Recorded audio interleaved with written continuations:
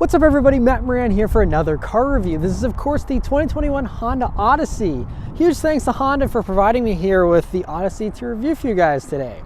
So about the 2021 Odyssey, well, it's been refreshed here for 2021, and you can see that it has a light refresh. It's mostly just on the front end and on the back end. So on the front here, you'll see that there are now standard LED headlights, even on the base trim, which is nice. Now this is a fully loaded Elite trim that we're looking at here, but all the other same changes apply. The fog lights are on anything above the LX trim, but so those fog lights and that whole front bumper is restyled here for 2021. You also have a new grille, which has a lot less chrome. If you remember from a couple years ago, the Odyssey had a lot of chrome there in the front of the grille. They really streamlined that, and again, just kind of gave it a thin strip of chrome and then just have the black slats there for the grille. I think it's a much cleaner and a look that's going to age a little bit better, I think, than the outgoing style. And so I think that's a really nice improvement there. Coming down to the sides, you know, you have these 19-inch wheels here on the Elite trim, which I think look pretty cool. Also coming down to the sides, one thing that's very unique about this generation Odyssey is that floating C-pillar arrangement and how you have the body line from the door here that kind of swoops down towards those taillights. And it's a very distinctive little touch. It's not quite as bold as like the new Sienna or anything like that, but I think it's a cool little touch just to make this look a little more visually interesting there on the sides. And then going out to the back, you have a smaller, again, less chrome strip there in the middle. You still have a little bit of chrome, but it has the black outline on it as well. So a little less chrome on the back end there too, and you know, some light little changes there, but otherwise, you know, mostly the same back end as before. And overall, I think this refresh, you know, nicely sharpens it up just a little bit while still giving it, you know, a nice and conservative but good looking design. All right, so let's start up and go for a drive. The Odyssey here uses Honda's nice little key. I love this key because it's one of the smallest ones in the industry. It doesn't need to be huge. I don't know why everyone else has huge keys. All the buttons you need there on the back. Has a nice weight to it too, so it doesn't feel cheap or anything. Just a really great key, but of course it's keyless access, keyless entry, and push button start. So you just leave the key in your pocket, hit the engine start button, and it starts right up. And if you're curious to hear about the interior in the Odyssey, my wife and I actually just did a full in-depth interior review on this vehicle, so I'll link that above. You can go watch that if you want to hear all our thoughts on this interior. Overall, it's basically the same here for 2021, just a few minor little changes, like there's this piping on the seats now, and otherwise it's mostly the same. So if you're familiar with this generation Odyssey, no surprises here this year, but overall still a really great interior. Alright, so setting off here in the 2021 Odyssey. So the first thing you probably notice is the excellent visibility. That's what I think I noticed here. You have a pretty good and high seating position. Of course, the seat does go up and down, so you can make it higher or lower depending on your preference. But I mean, no matter where you sit in this thing, I mean, you have such good visibility. You have a nice large windshield. You have a nice thin A-pillar, a nice large window here right by your mirror, and the mirror is off onto the door. So great view out of the sides. View out of the back is also pretty good. Of course, if you do have those third row headrests up, they will kind of get in the way a little bit if you're actually using a third row. Otherwise, you can drop those headrests and then you don't have, you know, those obstructions there. But otherwise, it's a very natural and very refined thing to drive. So, you know, I think the one thing that stands out to me, especially after my week with the new Toyota Sienna, which has a 4-cylinder now, and it's a hybrid, but it's a lot more buzzy with that little 4-cylinder working so hard. This V6 is smooth as butter by comparison. I mean, you hardly even hear it. I mean, yeah, we're only going 15 miles an hour right now, but even at 15 miles per hour in this Sienna, you could hear that engine. And this is just really smooth. It's also really great throttle response because you have a naturally aspirated engine that, you know, has a good amount of torque right there ready to go as soon as you dip into the gas. The brake pedal also is actually the one mechanical change here. There's a couple other little changes driving wise, but mechanically, the one thing they changed was the new electronic brake booster here, which they say should help with the brake pedal feel. I've not driven the pre-refreshed Odyssey to compare, but what I will say is that there's a good amount of travel to the brake pedal, but it's very progressive and natural in the way that it feels, and so I have no complaints with it. Maybe you know, that wasn't as great in the previous, you know, pre-refresh, I'm not sure, but all I can say is that this one feels pretty good. Other things here though, you have some nice and light steering here in the Odyssey. It's appropriate for a minivan though, of course, you know, so it's not going to be, you know, too heavy or sporty or anything. It's kind of just right, you know, it's not too light either though. It has some nice heft to it and feels pretty good. Alright, so I'm going to put the transmission up into its sport mode for the transmission. Otherwise there is no sport mode, but let's turn down onto this back road here and see how it does. Here we go.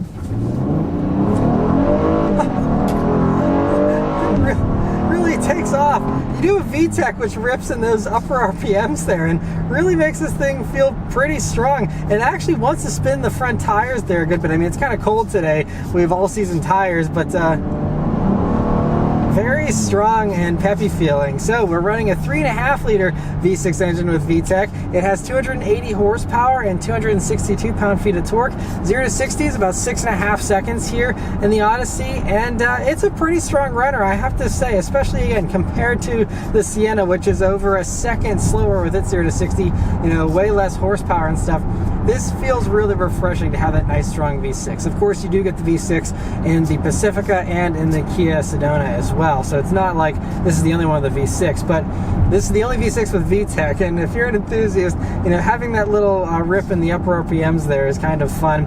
And it just feels really strong, and I just appreciate that about it. I mean, even when you're not in sport mode, you know, it has this 10-speed automatic transmission that's always ready to go, and it doesn't shift a million times like you might think with a 10-speed automatic. It'd be constantly shifting. It does it very well in the background, so you never are really conscious of all the shifting it's doing, and it doesn't really seem to have to do a whole lot of shifting anyway, because you just have a good amount of power there, you know, in basically any gear. But yeah, we even have paddle shifters here, which is something you don't get in the other minivans, and so we'll try those out here just for kicks. Downshift was pretty quick. You know, this actually the manual shifts here are pretty quick.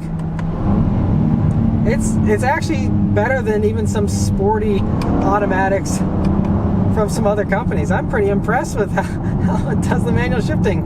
Nice little bonus here I wasn't expecting in the Odyssey, but so pretty sporty. I mean, Honda, you know, they do a lot of enthusiast vehicles, and so they know how to set up something for fun, and so even if you are an enthusiast, you might enjoy the Odyssey.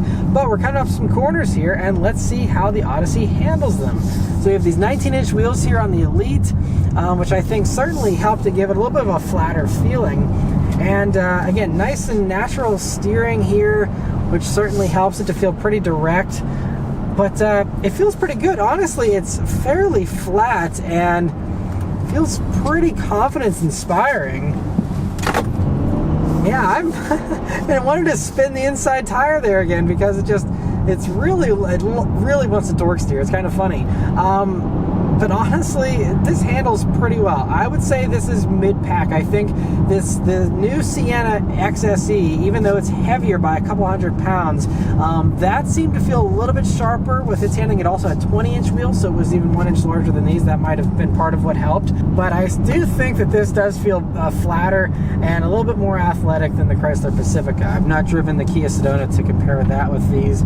But so that's kind of where this lands. But I would say this is a close second to the Sienna, and it's closer to the Sienna's first place in the handling in my mind than it is to the Pacifica's third. It's kind of an upper second place in my opinion. It does handle itself really well, and I know that most minivan buyers probably don't care. You're not going to be flying around corners and stuff, but if you do happen to find yourself in a hurry, just note that this thing is you know, going to be able to kind of keep up with you.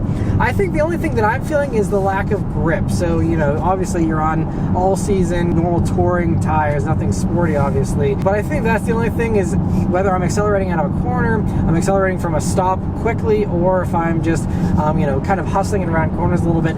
I think the lack of grip is the one thing that I do feel, and that is a little more pronounced than that was in the Pacifica and in the Sienna. So I think that's the only thing. Maybe these tires could be, you know, a little bit grippier or something, but aside from that, I think this thing feels really great, and above all else, it's smooth.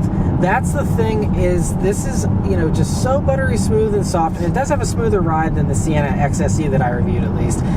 Much, you know, a little bit more smoothed out than that, and I'd say it's pretty much on par with the Pacifica without giving up any of the handling, that this has a little bit of a handling edge, I think, over that Pacifica. And we'll accelerate with the wheels turned here, see how that does. Yeah. I can feel the torque steer. Wow, it torque steers more than a hot hatch. It's funny. It really, I can feel the steering wheel jerking around a little bit. So that's one thing that you'll notice is you definitely have a little bit of, you know, the wheel fighting you if you're in a hurry, because could use a little bit of a better grip. And of course, you know, many of the competitors these days do offer all-wheel drive. Unfortunately, in the Odyssey, it's still front-wheel drive only. We'll see what they do with the next generation version in a few years. But for now, the Odyssey is only front-wheel drive, so that grip is going to be more you know, exaggerated in this, the lack of grip versus, you know, the all-wheel drive you can get in the competition, which will help you with, you know, all-weather driving, you know, whether you're driving in snow and stuff. With how much this wants to spin the front tires in the dry, I would be a little skeptical of this in the winter. You might want to put some snow tires on it or something.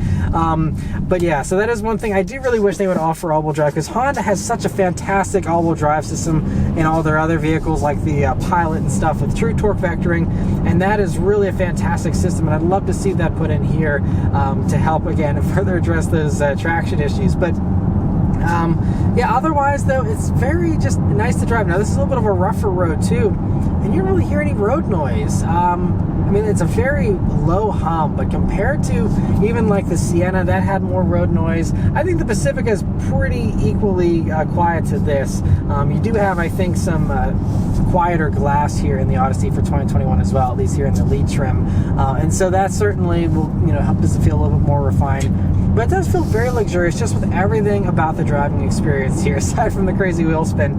Otherwise, you know, it's just so smooth and just a great relaxing cruiser. All right, so now we're out on the highway here in the Odyssey. It's a really great highway cruiser as well. I will say I think it's notably more quiet in this on the highway than the Sienna, and you can even compare my Sienna video of me driving that on the highway versus this. I think this is a good bit quieter.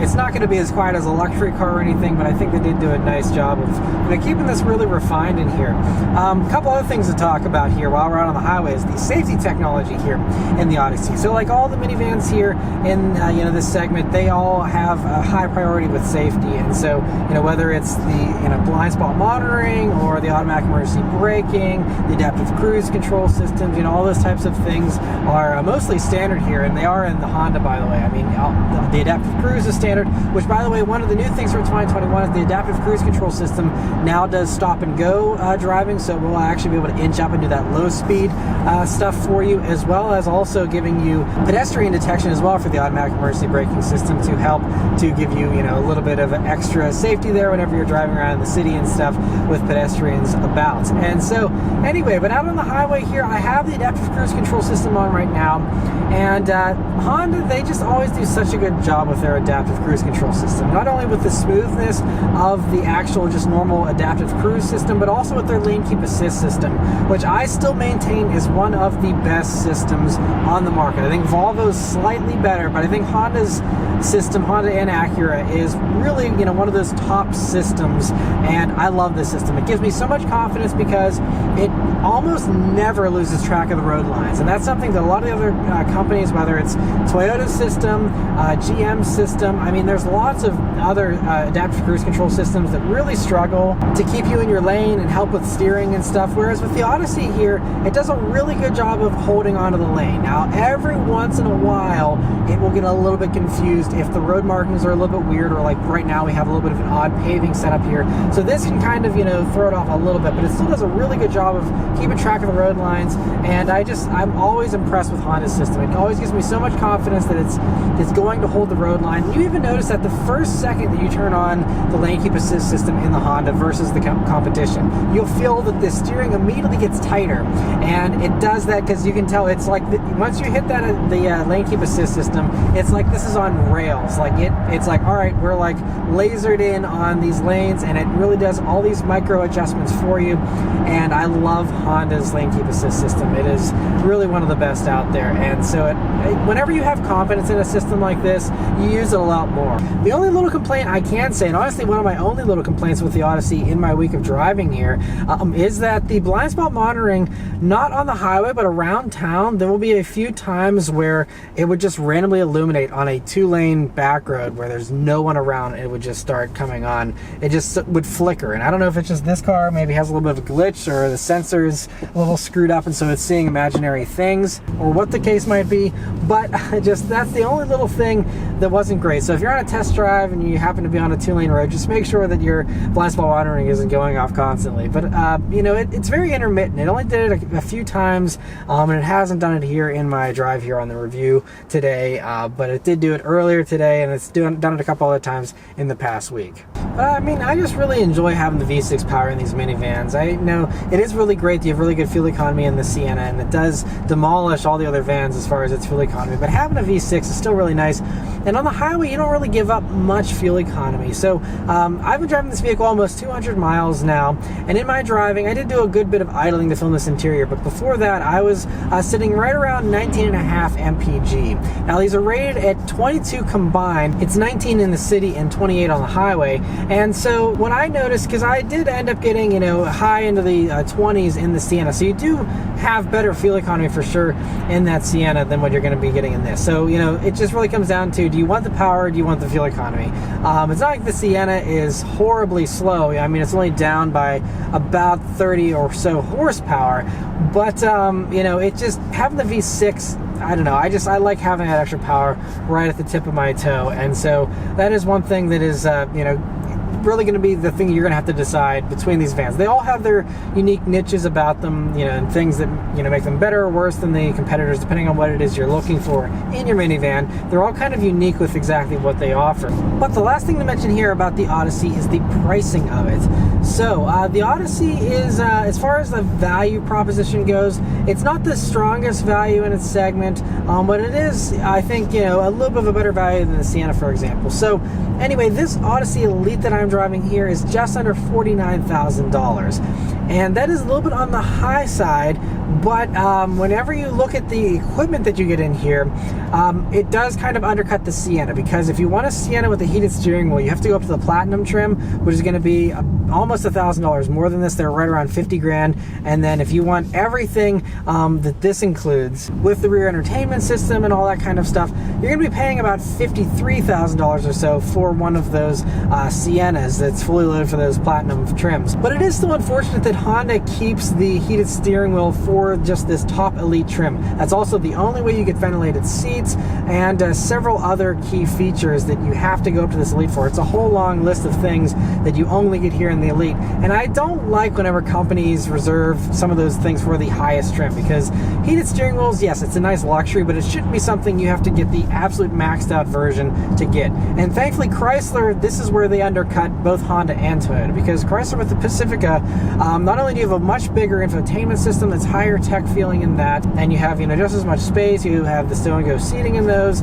it's very plush and luxurious feeling, but the key thing is that the Pacifica, no matter how you cut it, it just seems to be the better value, because if you're okay with not having the wireless charger, you can get a Touring L trim which has an extra package added on to give you the rear entertainment system like this has, and several other things. But you can get one of those for, it's almost like $6,500 cheaper than the Odyssey here. And then even if you do want the wireless charging pad, you want all the features, you can get a Pacifica Limited, which isn't the top trim. The Pinnacle's the new top trim for the Pacifica. But even if you get that Limited, you have all the same features you get here in this, plus you get a panoramic sunroof, which this doesn't have. You get heated second row seats, which this doesn't have. So this is still missing out on a few of those key luxury features. And the thing is, that Pacifica Limited is only $1,000 more than this Odyssey Elite, and that also comes standard with all-wheel drive. So you get all-wheel drive and the panoramic roof, the heated second row seats, all that kind of stuff for only $1,000 more than this. And that's not including any discounts.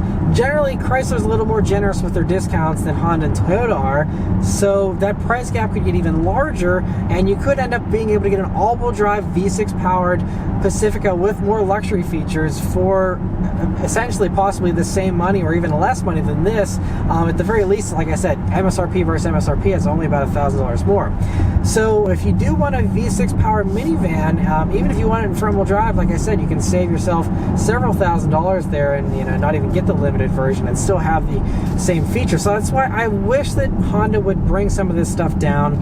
They don't have to have everything here from the Elite in the lower trims, but stuff like a heated steering wheel, I don't think that should be reserved for the top trim personally. Aside from that, the Odyssey is a really good value, and I think the one thing that the Pacifica doesn't have going for it is actually depreciation. And so that's kind of one of the reasons, in addition to reliability, that people prefer the Honda and the Toyota over the Chrysler sometimes. So if you look on caredge.com, they have depreciation comparisons, and you can go on there and see how each model will depreciate and their predicted depreciations for all of them.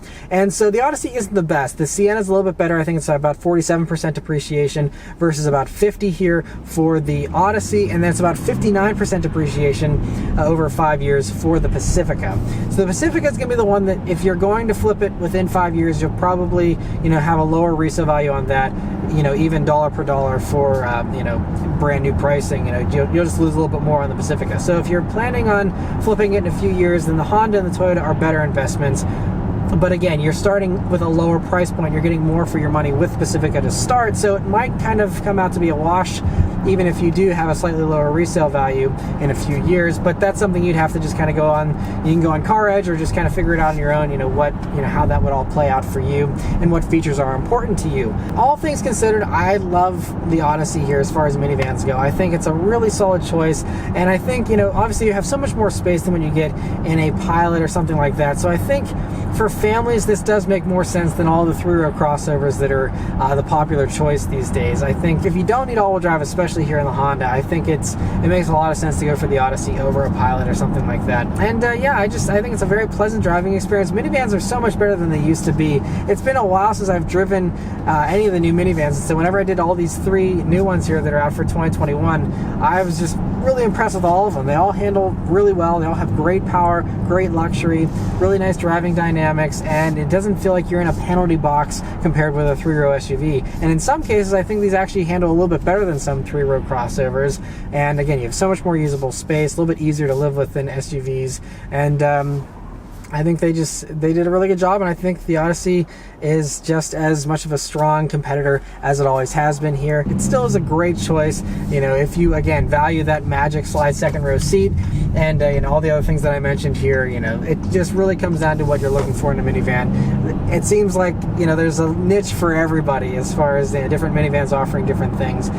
So yeah, you can't go wrong with any of the 3 in my opinion, honestly. But I think the Odyssey is certainly a really great choice and one of the better handling ones out there as well. But anyway, let me know your thoughts on the Odyssey in the comments below. Huge thanks to Honda for providing me with this vehicle to review for you guys today. And yeah, thank you guys very much for watching. I'll see you on the next one. Take care.